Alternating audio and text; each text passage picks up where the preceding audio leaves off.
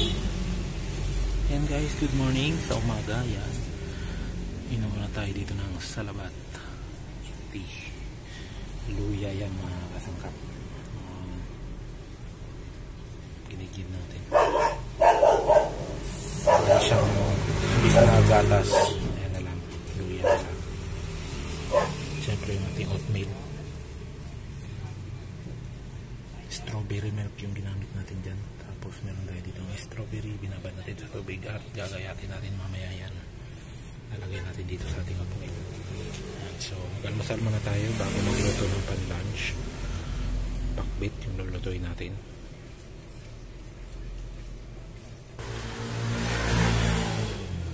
Yan, so bago tayo magluto, mag-almusal muna tayo ng oatmeal with strawberry at inom tayo ng luya, salabat tea.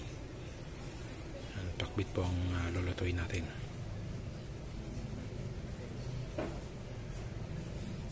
Thank you guys for watching. Almusal muna tayo.